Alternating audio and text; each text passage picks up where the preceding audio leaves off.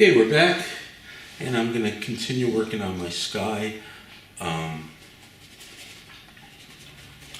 These soft little white patches in here, light, just some sky, some soft clouds. So now I'm going to just soften them up a little bit more.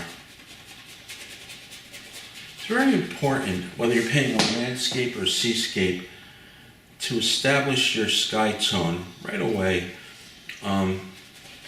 because that influences everything else in your pictures. It influences your shadows, certainly, but it also influences your light, what kind of light you're having. If you've got a soft, relatively soft sky,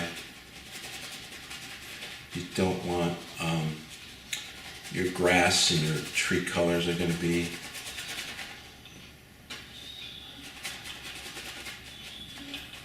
influenced by that sky. So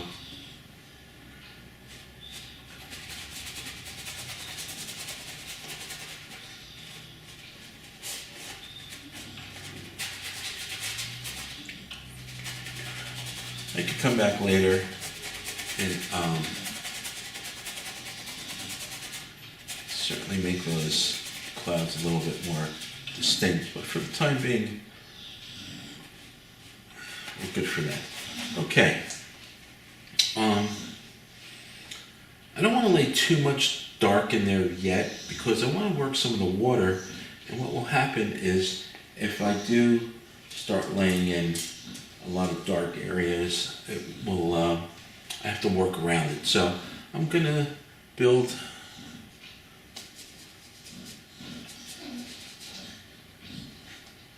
my shadow shape on my crashing wave here.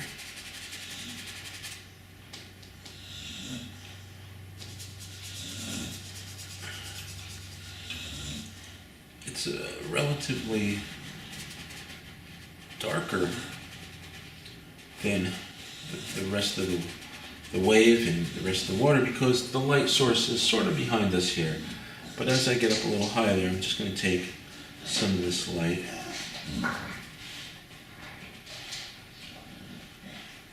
and this thing is kind of crashing in here. And the water is getting misty and it's just pulling up into the sky a little bit. This is a nice time to do this as you're painting acrylics too, because your sky color is still probably wet, so you can keep that edge nice and soft.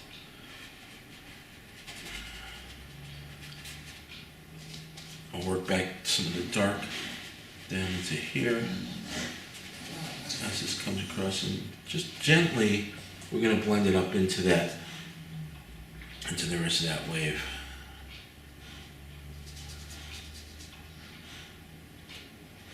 Kind of fun because you can get a lot of colors in there. Just got a nice little purple in there.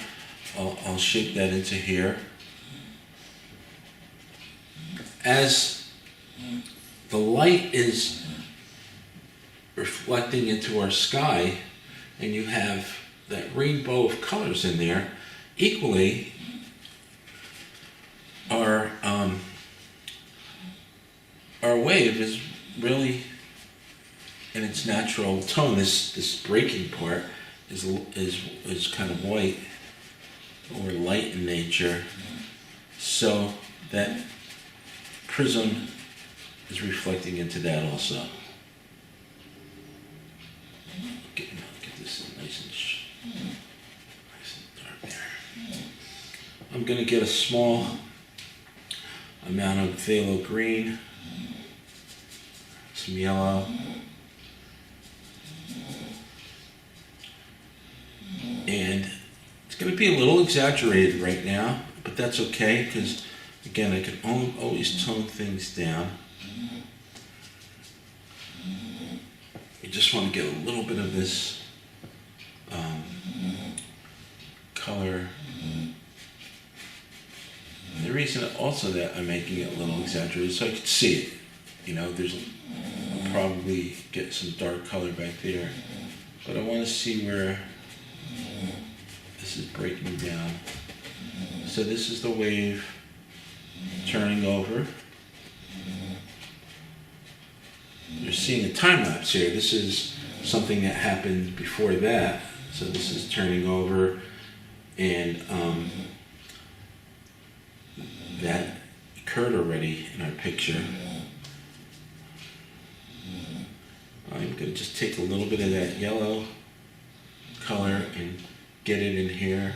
And I like to over exaggerate this too, because I know in time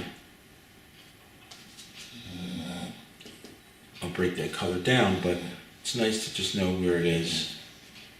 It's a beautiful part of a wave where it gets shallow, this thing thins out. And I'll see if I can do this with my brush here. This wave is literally breaking here. Turning. This starts to get a little bit more shallow. But right here, as that wave is running out of energy, right? That's all the wave is a ball of energy. As it's running out of energy, it folds over the top, and you get this beautiful action and light going in there. So I'll keep that like that for now. And then, I was showing you how this turns this way. Well, this is breaking, so this is coming over just like that.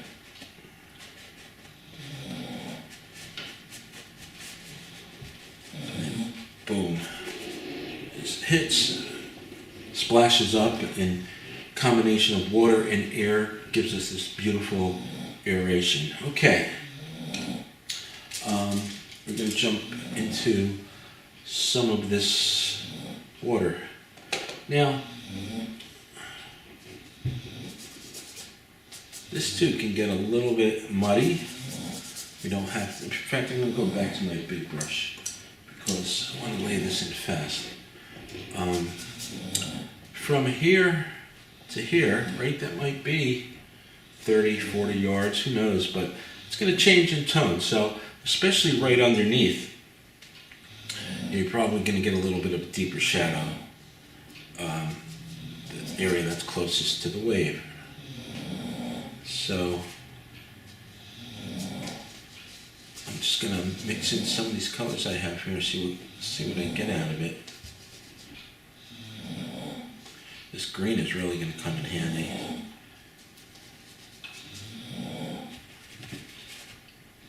Okay. Here's another principle of landscape or outdoor painting, is these are upright shapes, right? They're going kind of vertical. They're on an angle, but they're vertical. So the sunlight is not hitting them directly. They're going to be a little bit darker than the rest. The water back there and the water in the foreground is a very flat object, so it's very flat. So that's going to have more an effective light on it. It's going to be lighter, and it will definitely reflect some of those colors in the sky. So I'm just going to go in here. I have a little line drawn in here. It's just a little movement of a small wave. So I'm going to go around it so I know where I put that. But I want to lay this in relatively flat.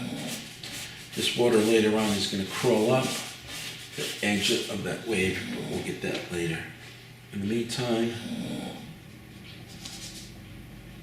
let's just get the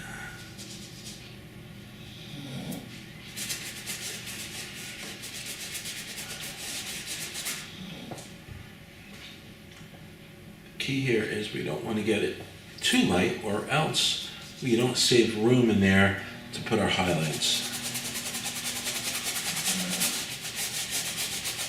So maybe this corner gets a little darker.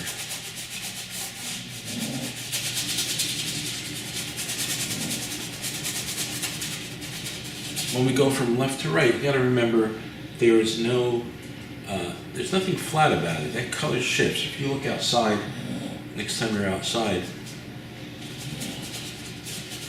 especially in a field of grass, if you get to like where there's a baseball field, and you look from the very bottom of your feet out into distance, you see a major shift from left to right, from foreground to background.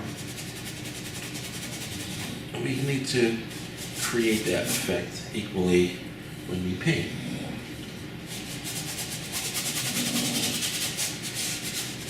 Okay, now right on that line there, I think we're gonna put some little breakers at the edge there. The water's climbing up. And I'm gonna build it with white first. No heavy paint.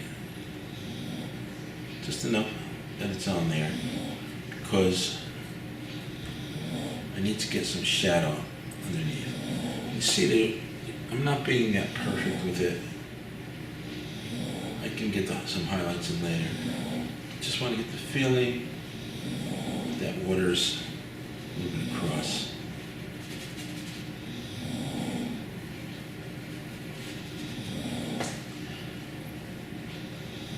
I might even take my finger here now, just soften that edge. It does two things for me. One, it keeps the edge soft for me to put the shadow in, but also it takes all that excess paint off of there. Okay, and then these elliptical shapes or scallop shapes that we have in the foreground, kind of the same thing. Just gonna easily, we don't want to do it too perfectly because that water's jumping around.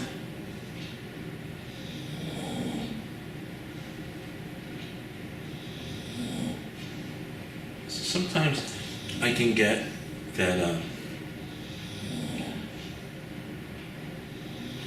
feeling of randomness, so it's not the thing by literally jumping around with my brush. So I might put a little shape in like that and not do it so continuous. All right, watch, I'll put a shape in there. Maybe I'll come from this side, pull some of it in, let the brush move around a little.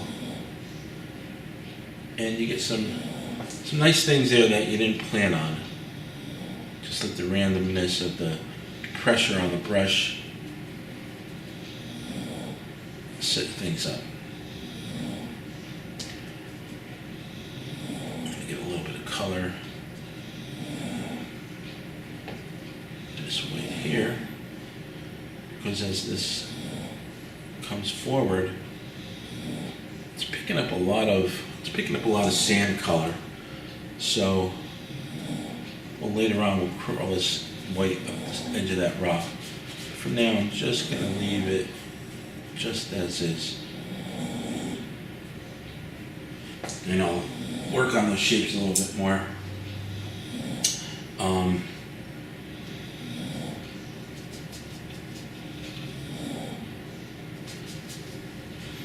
This rock here is kind of reflecting into our water. So I'm gonna just push that in quickly.